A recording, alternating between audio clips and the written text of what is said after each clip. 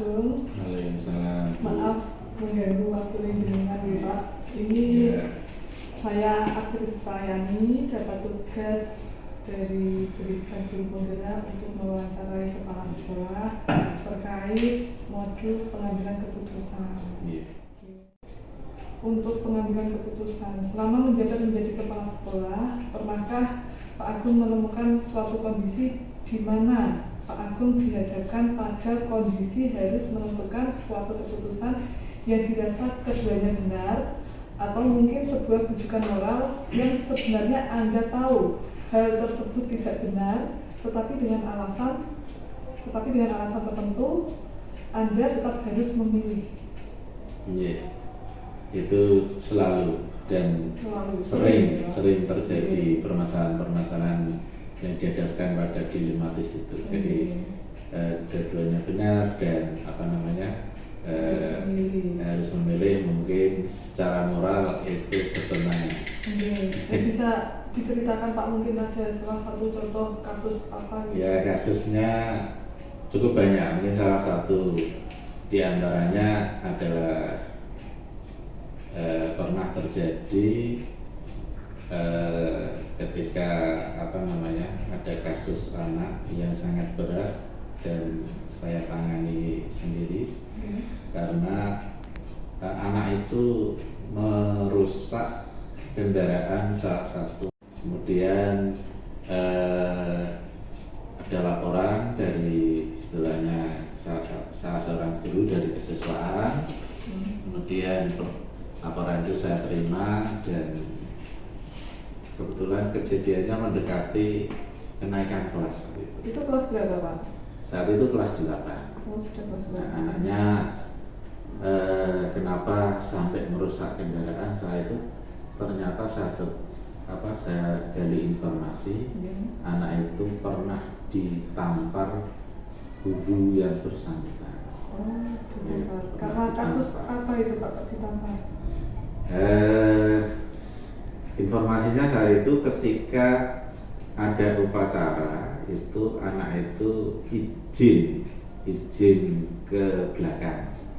Nah, itu kemudian anak ditanya, dikira tidak tertib, langsung guru itu menampar. Kemudian anak itu istilahnya ingin balas dendam terhadap guru tersebut.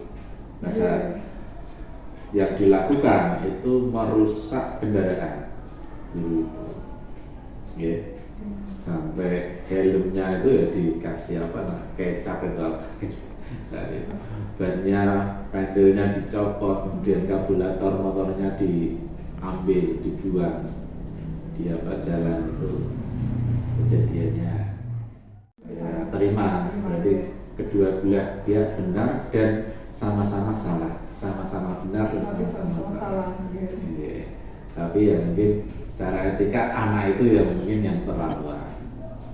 Tapi tamparannya itu ya katanya nggak begitu menampar keras, tapi anak itu memang selalu dendam terhadap guru.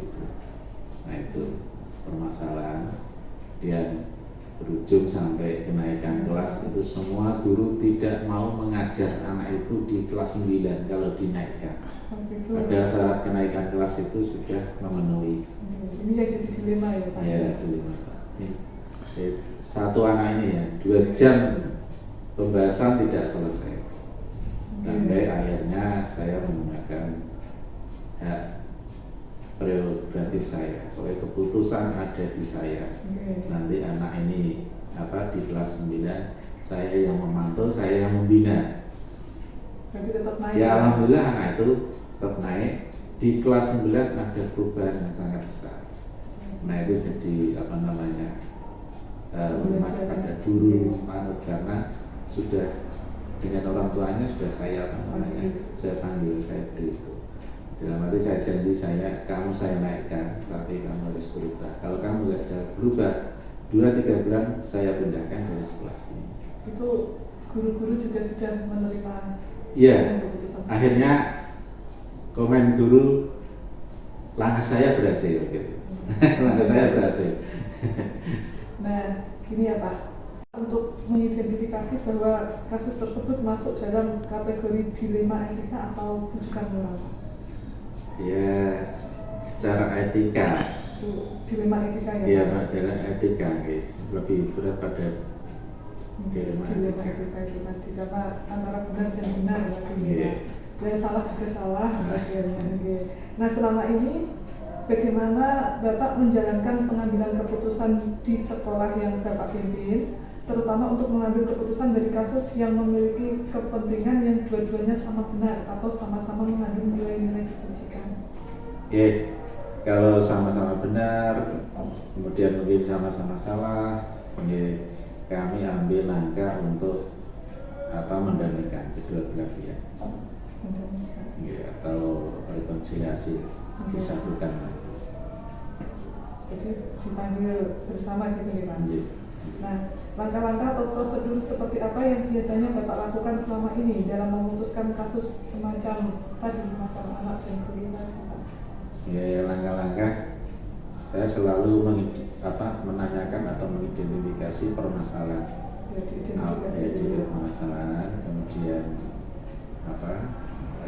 kami pelajari dulu permasalahan itu dan pengambilan keputusan mungkin dengan mempertimbangkan berbagai hal, bisa mungkin masukan-masukan dari teman-teman, dari guru. Nah, sejauh ini tantangan apa saja yang pernah Bapak temui dalam mengambil keputusan untuk kasus dilema etika seperti ini tadi Pak?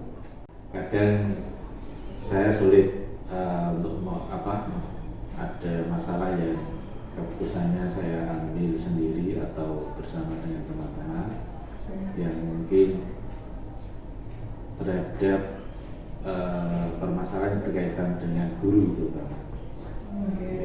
Masalah yang berkaitan dengan guru, mungkin guru itu sudah melanggar aturan yang berlaku sebagai ASN dan sebagainya. Itu kadang dilema itu sudah berulang kali, sudah membuat surat pernyataan, tetapi tetap juga dilakukan lagi. Nah, ini kadang dilematisnya adalah ketika kami harus melaporkan atau minta bantuan ke pihak yang atas, misalnya BKD atau Dinas Pendidikan, itu kadang kami merasa gagal. Nah, itu dilematisnya itu, sehingga kadang saya berusaha untuk semaksimal mungkin menyelesaikan itu, tapi kalau sampai tidak ada desakan dari teman-teman yang lain, mungkin ini harus diselesaikan oleh pihak lain. Kalau Bapak sendiri atau di sekolah sendiri tidak akan selesai dan tidak akan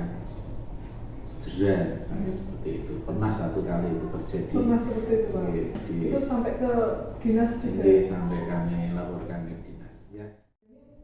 Apakah ada usaha membuat keputusan dan penyelesaian tentang kasus dilema etika ini memiliki jadwal tertentu, punya jadwal tertentu Pak untuk menyelesaikan suatu kasus? Oh tidak, saya segera Pak, kalau ada masalah segera untuk diselesaikan. Nah, ini lalu bagaimana bentuk atau prosedur yang biasanya Anda jalankan terkait hal itu? Misalnya ada masalah, kan Anda langsung menyelesaikan, itu langkah-langkahnya lagi gimana? Iya, langkahnya tentunya adalah mendalami masalah itu. Mendalami masalah itu, kemudian mungkin mencari informasi atau berembuk dengan Apakah selama ini ada seseorang atau faktor yang membantu Anda dalam mengambil keputusan terkait kasus-kasus dilema etika? Ada ya Pak. Siapa Pak ini yang terlibat? Ya tadi, para pembantu kepala sekolah. Para pembantu kepala sekolah. Orang tua itu juga dilibatkan atau enggak biasanya? Para mahasiswa? Iya. Ya, ada kaitannya nih Pak. Nah, ini yang terakhir Pak. Dari penjelasan Bapak tadi, kira-kira pembelajaran apa yang dapat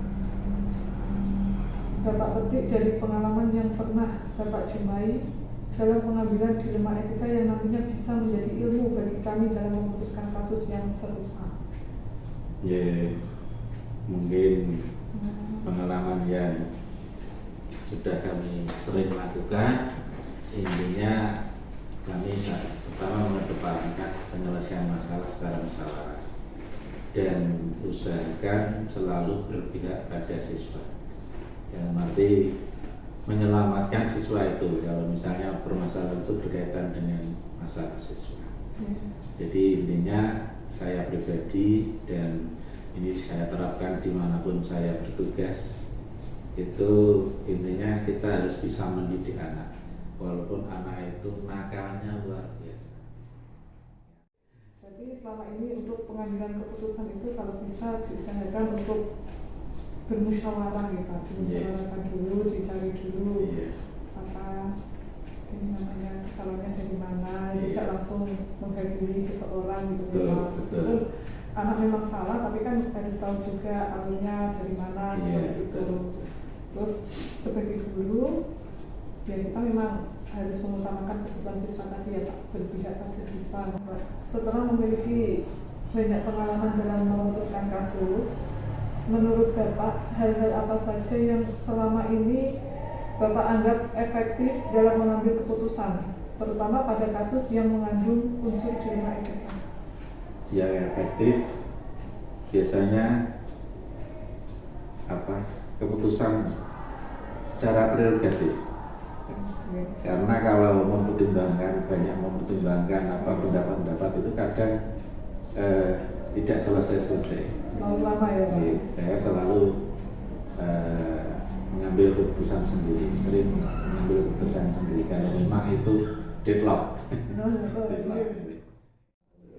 kasih Bapak atas pengalaman yang sudah diberikan kepada saya. Semoga bisa menjadi ilmu bagi saya sebagai calon guru penggerak.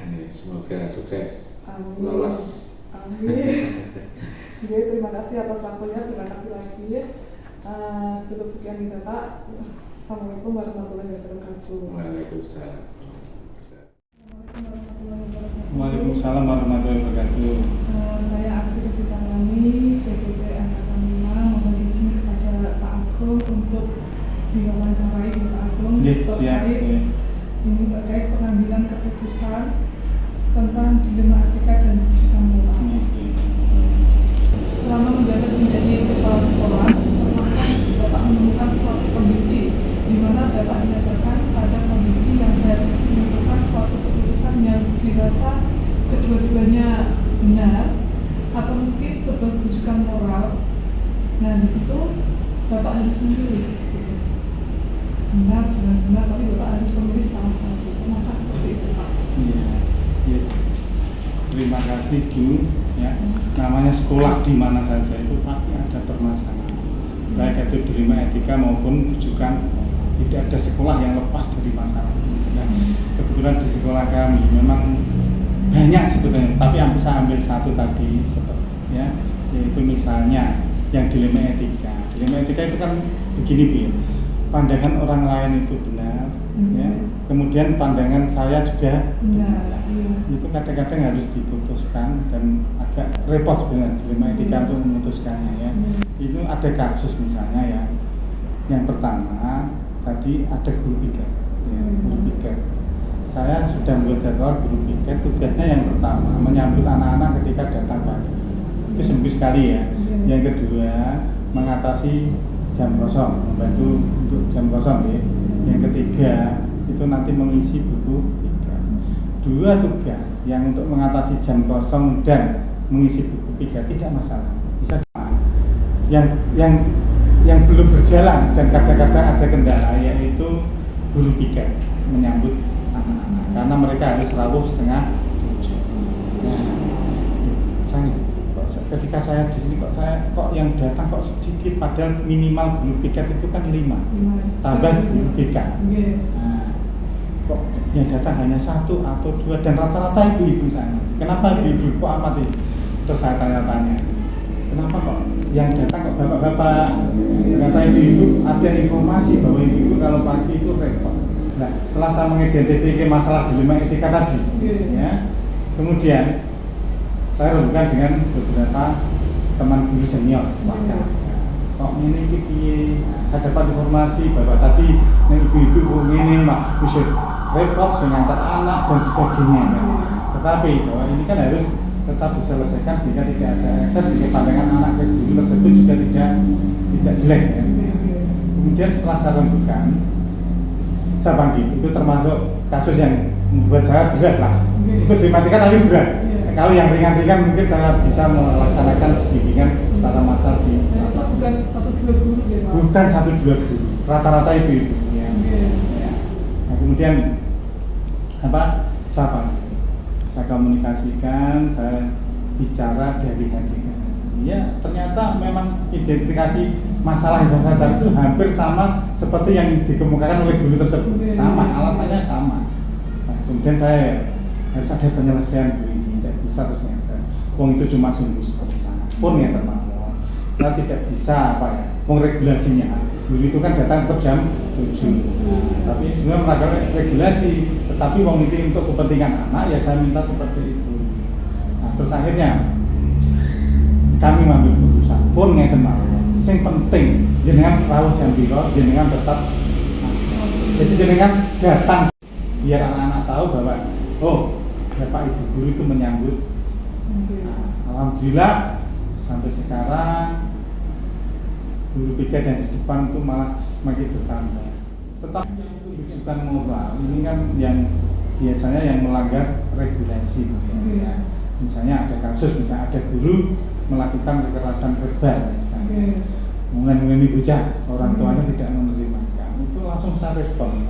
Kalau seperti itu tidak menunggu waktu yang lama, tidak perlu memanggil teman-teman guru tadi, langsung saya atasi karena saya memikir tentang kehormatan beliau. Tetap kehormatan beliau sebagai manusia, sebagai guru harus saya jaga. Saya panggil, kemudian saya komunikasikan, akhirnya bisa terselesaikan. Nonton gitu ya. Nah ini selanjutnya bagaimana cara Bapak mengidentifikasi bahwa kasus tersebut termasuk dalam kategori dilema etika atau rujukan moral? Sebetulnya itu tipis ya, tipis sebetulnya tipis ya, sama-sama melanggar regulasi sebetulnya. Etika juga melanggar regulasi, tetapi yang dilema, yang rujukan moral juga. Tetapi yang rujukan moral itu kan lebih ekstrim biasanya, hal-hal yang kasat mata, tidak perasaan. Jadi misalnya kekerasan verbal, sewu ya. Nah, kemudian misalnya kekerasan fisik tapi di sini tidak ada. Nah, itu kan sesuatu yang kelihatan mata dan bisa dituntut secara hukum kalau ada bukti fisiknya. Tetapi yang dilema etika itu kan tidak bisa karena hubungannya dengan perasaan. Perasaan saya itu sudah betul loh Pak. Nah, itu yang repot. Nah, jadi ya identifikasi masalahnya ya memang kalau yang dilema etika itu lebih ke perasaan. Kalau yang rujukan moral itu lebih yang melanggar regulasi. Walaupun sebetulnya sama-sama melanggar regulasi. Nah, yang selanjutnya bagaimana Bapak menjalankan pengambilan keputusan di sekolah, terutama untuk mengambil keputusan dari kasus yang memiliki kepentingan yang dua-duanya benar atau sama-sama mengandung nilai kebajikan. Jadi dilema etika itu tadi ya Pak? Iya. Ya, jadi memang ya dilema etika itu kadang-kadang tidak perlu penyelesaian, hanya waktu yang menyelesaikan. Kadang-kadang ya. Nah, itu untuk kasus-kasus yang mungkin tidak begitu berat. Nah, contoh misalnya saja dia merasa bahwa Bu A dengan saya sekarang kok sikapnya tidak tidak enak. Nah, itu kan juga masalah sebetulnya, bisa mengganggu kinerja seorang guru. Nah, itu saya kira kan tidak perlu penyelesaian. Hanya kadang-kadang memang mereka menurunkan egonya satu tingkat semua, saya kira sudah selesai. Tetapi memang ada kasus-kasus dilema etika yang harus diselesaikan seperti tadi. Ya. Dan misalnya murid tadi punya kasus yang besar, tetapi kita tidak tega untuk mengeluarkan. Dan aturannya memang sekarang mengeluarkan tidak boleh.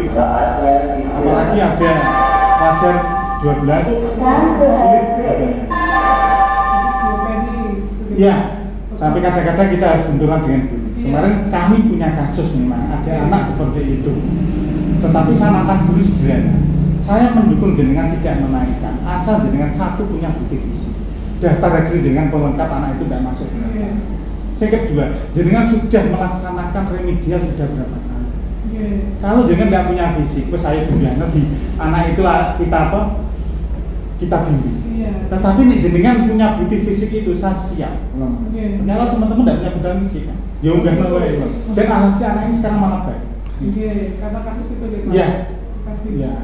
Nah, selanjutnya langkah-langkah atau prosedur seperti apa yang biasanya Bapak lakukan selama ini untuk memutuskan kasus dilema etika semacam ini, Pak? Iya. Kalau yang rujukan moral Iya. itu saya cepat menyelesaikan. Iya. Ketika ada kasus langsung saya tindak supaya tidak ada ekses. Iya. Ya, jadi terkesannya saya tegas untuk kasus itu dan juga represif, Pak. Iya. Tetapi untuk yang dilema etika itu saya mungkin digemengi, tidak tahu itu cuma perasaan saya. Iya. Saya itu terkesan satu agak lambat. Kalau yang dilema etika. Ya, lambat. Yang kedua terkesan tidak tegas. Ya memang karena hubungannya dengan perasaan orang lain. Maka kadang-kadang suatu kasus dilema etika saya katakan tadi tidak perlu diselesaikan. Tetapi ada kasus dilema etika yang harus diselesaikan. Ya, karena saya khawatir nih kasus-kasus itu diselesaikan cepat, saya tidak mempelajari identifikasi masalah dan sebagainya, ada ekses di belakangnya. Mungkin guru ini sering di pulau, atau guru itu sering dengan temannya. Malah saya semakin dipikirkan dampak ke depan. Iya, seperti apa dulu. iya, leres. Yang untuk yang dilema etika, tapi yang untuk yang satunya saya biasanya cepat. Langsung saat itu juga. Iya. Jadi banyak pengalaman dalam memutuskan kasus. Menurut Bapak apa saja yang selama ini Bapak anggap efektif dalam mengambil keputusan, terutama pada kasus yang ada unsur dilema etika ini? Ya, yang pertama komunikasi. Iya. Ya, yang pertama komunikasi. Yang kedua itu saya butuh orang lain kadang-kadang karena untuk dilema etika itu saya perlu sumber yang sebanyak-banyaknya.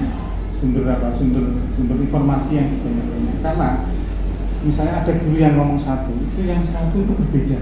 Ya, maka saya harus cari sumber lagi untuk bisa menyelesaikan itu.